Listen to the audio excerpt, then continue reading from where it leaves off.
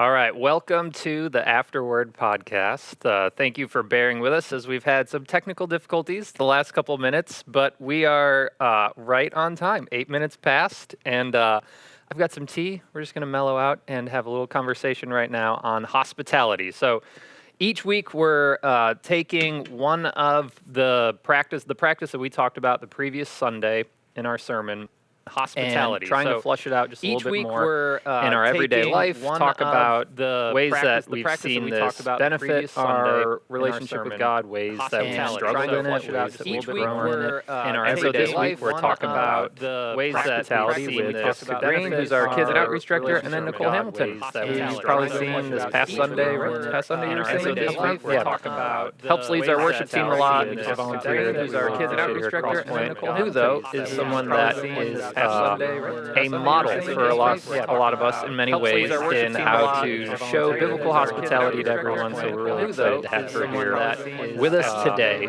A model To get us started, a lot of us in many wanted to ways kick out in how a to initial show question biblical here. hospitality Can to you everyone. think So of we're really excited to have her a here moment? Doesn't maybe have with to us necessarily today. be the biggest To get us moment, started, but one meaningful moment in your life of hospitality that someone's shown to you. A moment. So I have two. Okay, The first, breaking the rules right off the bat. I know I'm actually a rule follower most of the time. This is new for me.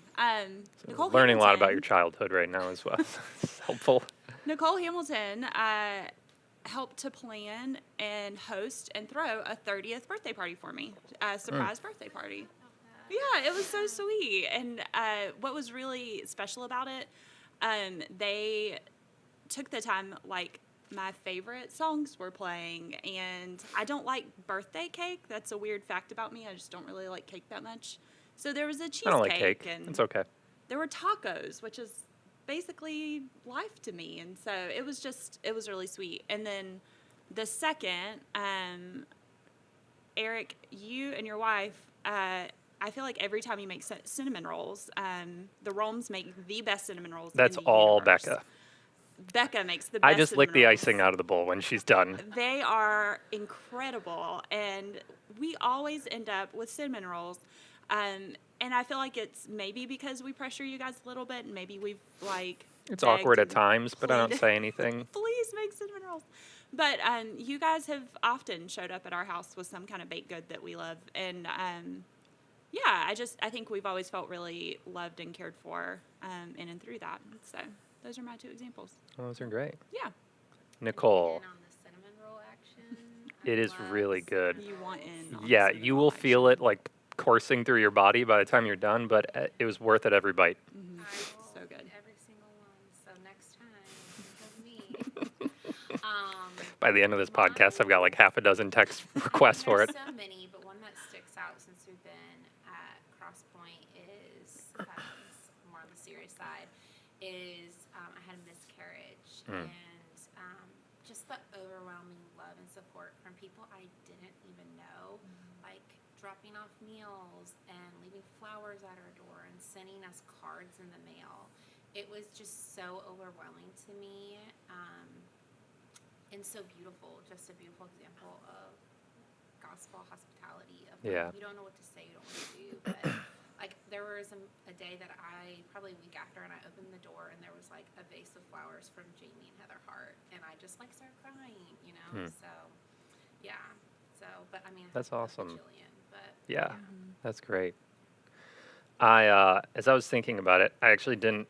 I was just saying before we got on that I'd been thinking all morning, couldn't think of one, but I did think of one as we were just kind of waiting to figure out some of the mic issues. When I was in college, I was going to volunteer for a weekend at a Young Life camp, and right before, like a day or two before I was going to go and volunteer for it, to like just help out in the kitchen and stuff. I didn't realize at the time, but I partially tore my hip flexor, and so I remember going there and just saying, I don't know what, like, I'm here, but I can't really walk. I don't know what's going on. I just feel off. And so they're like, well, why don't you just kind of hang back in the cabin then? I had gone with my old high school Young Life leader, though, who's the speaker that week. So he was just like off doing other things all weekend. And there was a whole nother college group there who invited me in on all their meals, would ask me to come hang out with them at night when they were just kind of sitting around the couches after they've been working all day. And for me, it was meaningful in that I'm a by nature very introverted person. So being the lone person out in this big group of friends who I don't know their jokes or their stories or how to even get in on conversation, but they welcomed me in, and it was very meaningful to me because I felt very much like the outsider, kind of the stranger in the group. And they welcomed me into their meals, into their just kind of fun times hanging out together, and it was very meaningful to me at that point in that that weekend for me. So if that's meaningful moments, how about a hospitality fail? Personal hospitality fail. Yeah, so we were talking about this earlier. When Bradley and I first got married, I'm supposed to lean closer, so we had some friends over that we were trying to get to know. Kind of last minute, we lived in this little house in Audubon Park, and I literally cooked everything that she couldn't eat. So like she didn't really eat, but she didn't tell me until I was like, "Are you hungry?" And she's like, "I actually can't eat any of this because I'm dairy free and I'm gluten free." And it was just like the biggest fail where I was just like, "Oh my!" I felt so bad. Yeah. I can't remember if we like ended up like, I don't even remember what we ended up doing. But I mean, now we look back on it and we laugh whenever I see her, and we bring up old times. But definitely, I always ask what people can and can't eat now. Mm-hmm. Yeah. Yeah. It was actually Mark and Lauren McLean were at our house years ago, and I was making chicken, and the chicken smelled funny when I opened the package. At that point, we had been married maybe 4 years. I hadn't come across rancid chicken yet, so I had no idea. Thought it smelled funny. Anyways, cooked it and tried to serve it to Mark and Lauren, and they were like, "Jess, this chicken just smells really bad." And it's not the seasoning. We think the chicken's bad, and so we ended up having to throw it all away and go buy pizza. We went and got Hot and Ready's from Little Caesars, but they still, they'll still come to dinner at our house. So I guess it's okay now, but I served rancid chicken. So, That's great. Yeah, it was good. One that sticks out in my mind, before my wife Becca and I were married, I don't even think we were engaged at this point.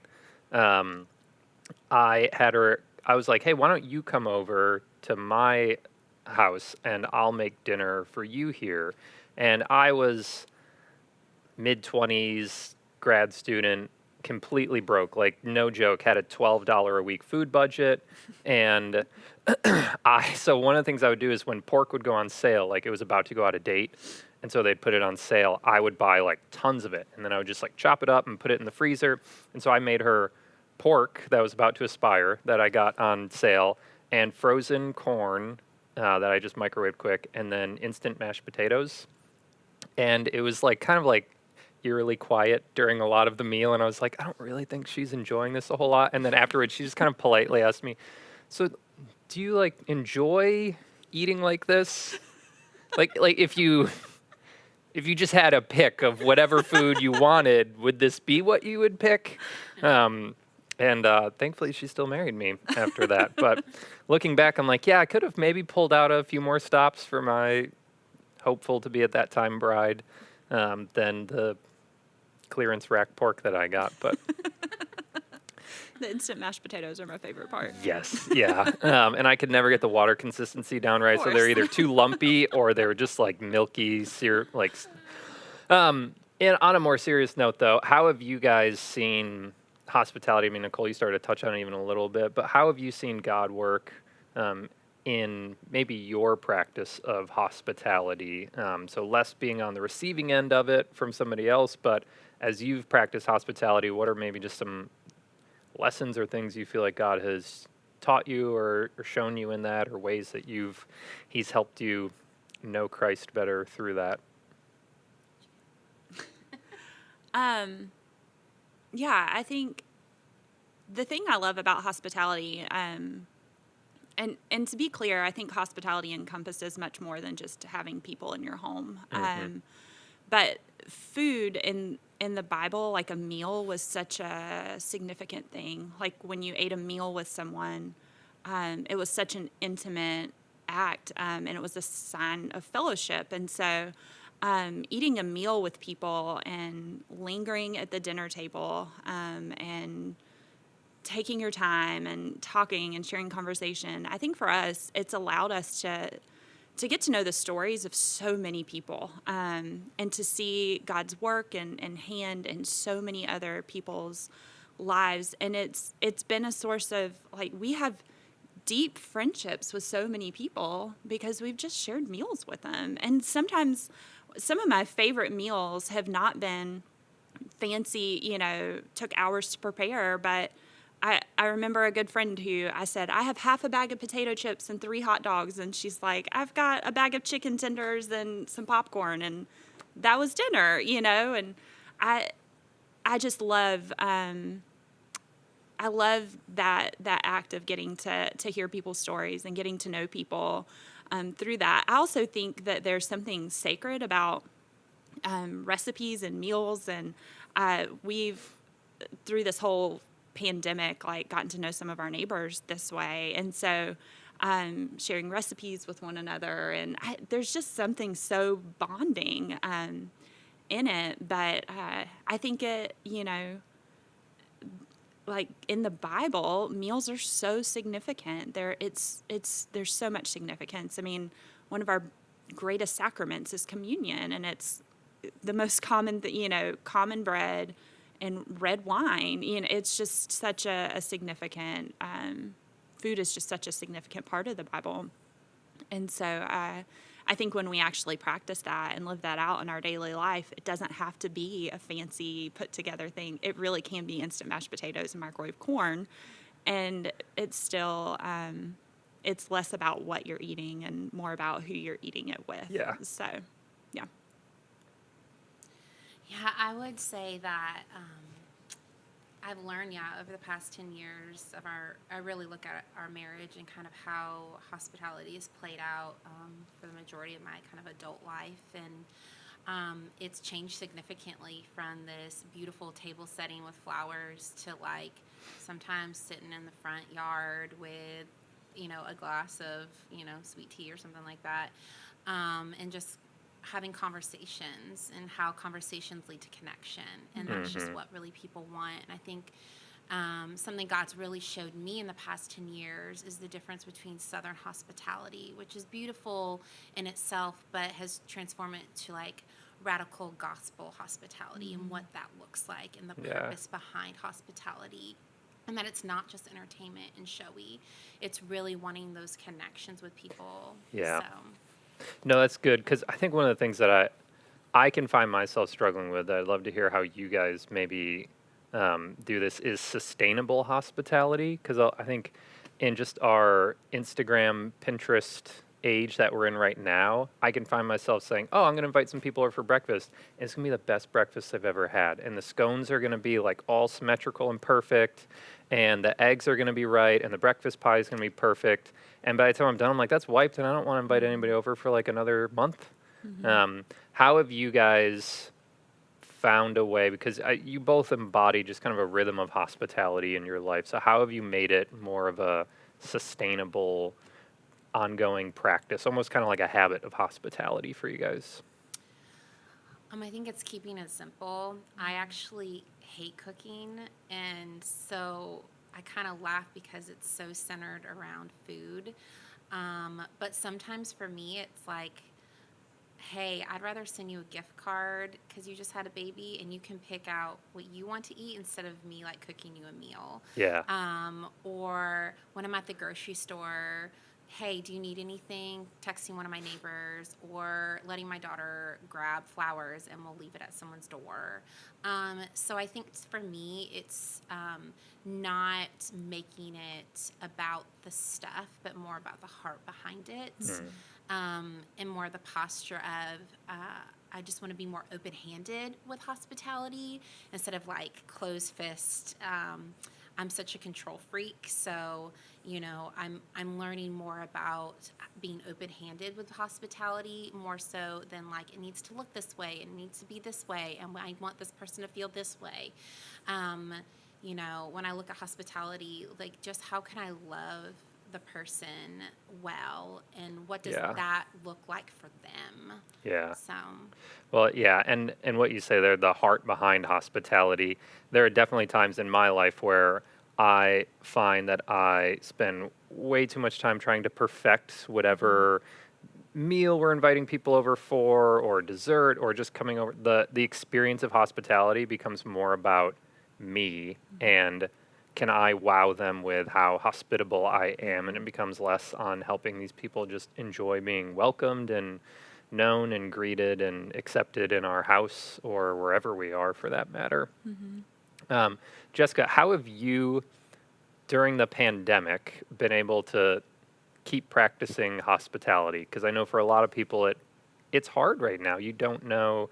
Everyone's at a different place with, are we having people over to our home? Are we not having people over to our home? Are we sharing food together, not sharing food together? And it can, I think, for a lot of people, just create a roadblock right from the start that we don't even know where to begin. So how have you, as someone who's been able to continue to practice hospitality right now, been able to do that despite a global virus? Yeah, I would say I will lead with, like, our family has been pretty careful. We have not had people in our home. We've been pretty careful.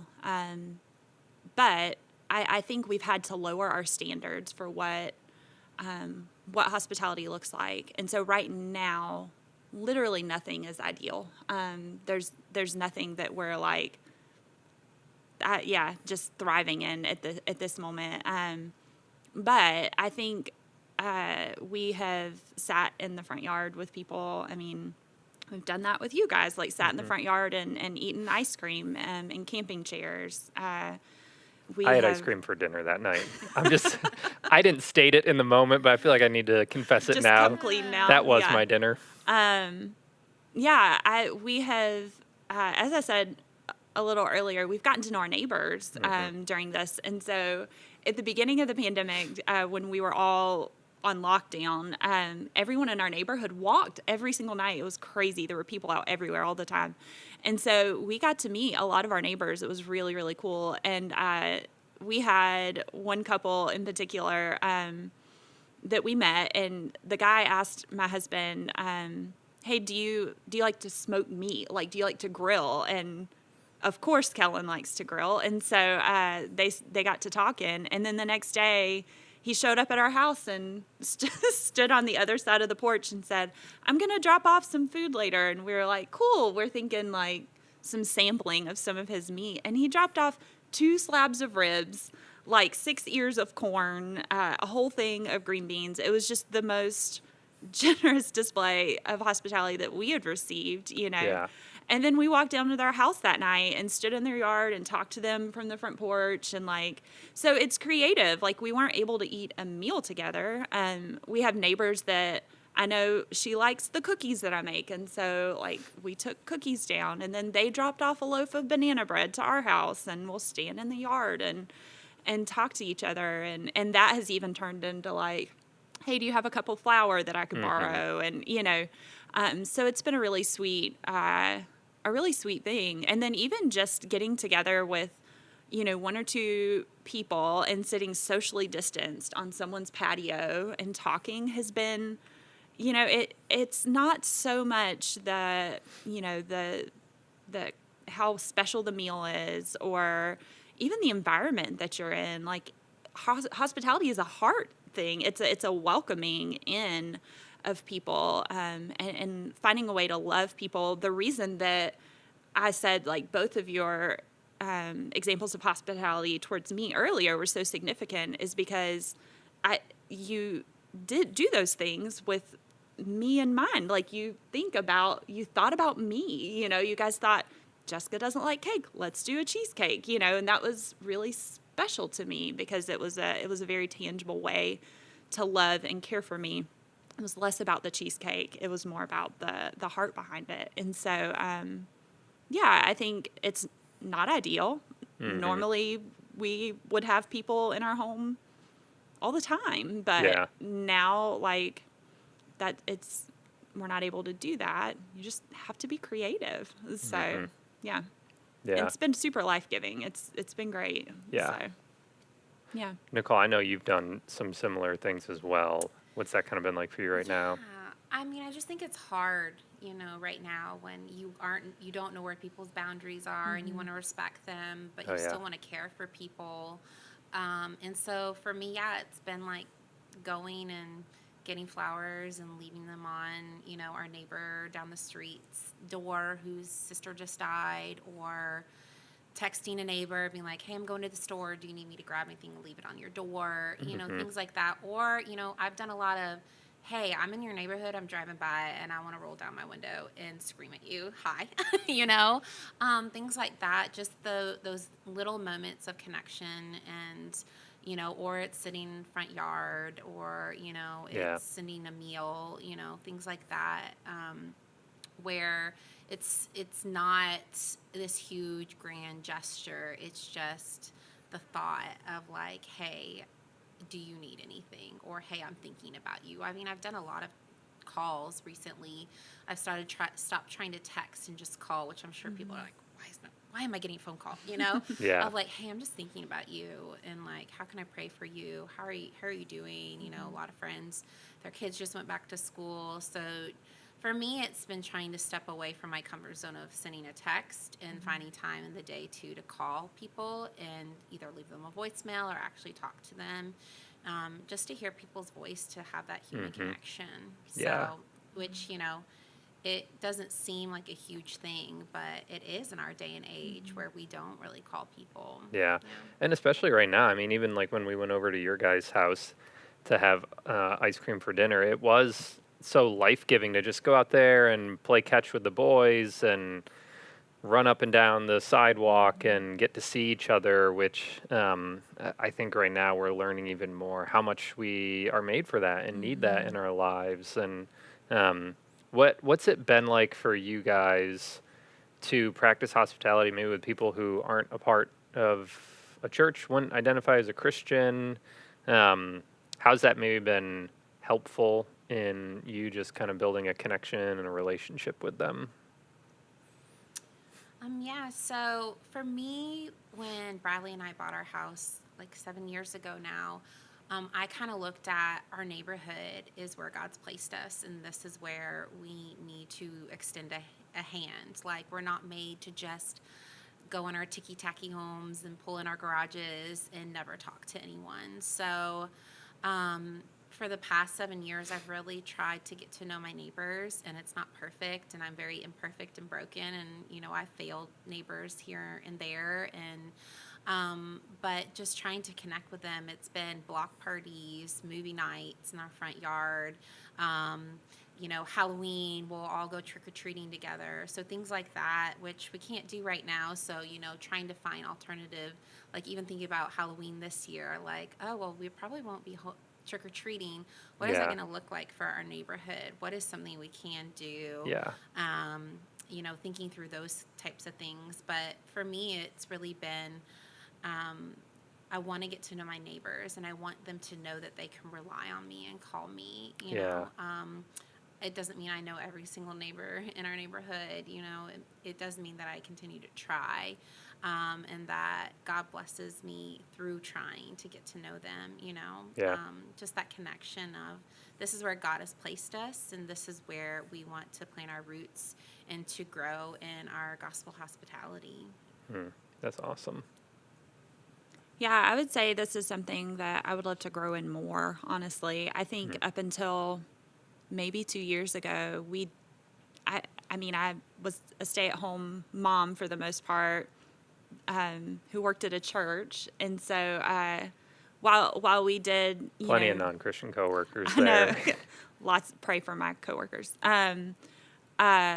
Just kidding. I didn't have a lot of interaction with non-Christians outside of my neighbors, and so we spent as much time as we could trying to get to know them. Honestly, our neighborhood is a very pull into your garage, go into your home kind of neighborhood. No, it is, yeah. And we don't have a lot of kids on our street. It's just not, it's not that way. And so it's honestly been harder. And I would say the last year or two, we've gotten to know a lot of people at our school really well. And then COVID hit, and like we haven't been able to see them. And so we've gone out to dinner with them. We've had some people over to our house, and it's been really sweet. And it's amazing how radical even that is. Even offering to send a meal to, I have a friend who, it just blows them away. Like they can't believe, like, why do you want to care for me that way? Like they really just can't believe it. But, and I don't mean that as like a, pat on the back. I just mean like this type of hospitality isn't something that people are used to. And so, but I mean, I would love to grow in it more. So. No, it's definitely something I have felt very convicted of wanting to grow in more recently. There's definitely been times, in the past where feel like I've had a more steady practice of being practicing hospitality with someone who wouldn't call themselves a believer. Living in an apartment, it's tough. I mean, we have, just the way our apartment is situated, we have one neighbor to the side of us, and then there's a whole nother building to the right of us, and then above us, there hasn't been anybody who's lived there for maybe like 8 months now. And before that, it was just a revolving door of every 6 months, probably. We had a new tenant in there who, I mean, you hardly, apartments, I feel like even more so than your guys' streets, kind of like everybody goes home, goes in their apartment, nobody's hanging out, playing outside of it or anything. I was actually playing catch with my son outside of our apartment the other day, and I was like, "This feels weird. Maybe we should go inside." Like, I don't think you really are supposed to be doing this right now, and it's tough. It's definitely been something that I've been wrestling through right now and trying to just figure out how to do that a little bit more. We are close to wrapping here. Final thoughts on hospitality. Any final thoughts? I think the only thing I would say is that in some ways it's sacrificial. Hospitality is sacrificial, and but it's so worth it. It's what we're called to do in the Bible. I mean, in 1 Peter, it talks about loving one another earnestly, and I feel like hospitality is, whether it is just that, knock on the door to say hi or sending someone a meal, the simplicity of it, it's there. And sometimes it does cost us. It costs us our time. It might cost us financially. It might cost us, not being able to spend time with our best friend to, spend time with someone else or things like that. But that it comes with such a blessing with it. Yeah. That the sacrifice, I've never felt like afterwards, like, oh man, that was just awful. Like, I've always, walked away from people and been like, I'm so glad that I was able to have that time with that person or this group of people, or I'm glad that this is what we chose to do tonight, and that we made those connections. So, I'm still learning and growing in hospitality. By no means am I perfect in it, and it's definitely evolved for me and changed in the way that I have seen it. Like Brad and I are even talking about, when COVID's over, putting a picnic bench in our front yard, based on a book that I read, The Turquoise Table, and just having meals out there where it's like, bring your own meal, but we're gonna eat out, just being a presence in our neighborhood so that we're able to make more of those connections. Yeah. So I think that's my final thought. I might have veered off the question a little bit, but yeah. So. No, that's great. Yeah, I would just say that the pressure for everything to be perfect, we need to do away with that altogether. I think when I walk into someone's house who has a basket of laundry on the floor and dishes in their sink and maybe there's toothpaste on their mirror, I kind of walk in and go, oh, I'm not the only one, like, whose house looks this way. I'd be like, man, you guys are doing really well. This is it. Or, you know, if you burn the chicken or it's rancid or whatever, like those are things that every single person deals with. And so to stop putting the pressure on ourselves to make hospitality this perfect presentation and just to show up. I mean, you could serve someone hot dogs, but welcome them warmly into your home and have just as good a time. And so I think not that feasting and special meals aren't also valuable and important. I love to cook and I love to do those things too. But some of my favorite times with people have been so simple. And I think sometimes making everything perfect puts off this image that we too are perfect. Yeah. And in reality, none of us are. And so welcoming people into the mess, welcoming their children, whatever that looks like.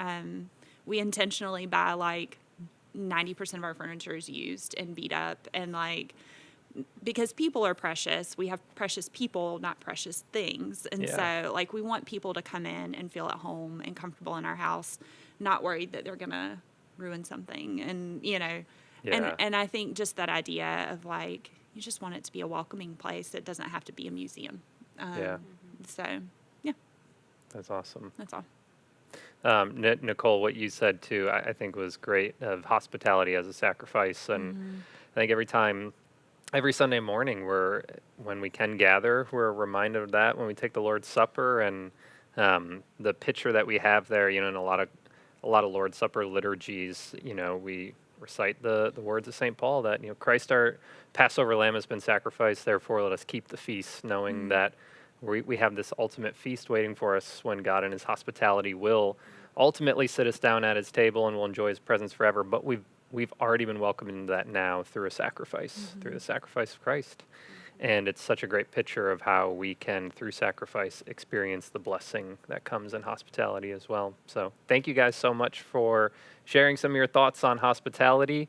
Thank you as well for tuning in, bearing with us with some technical difficulties. If you'd like to make a cinnamon roll order, please email me, eric@cpwp.org. We'd be glad to get that out to you. See you guys next week on the Afterword.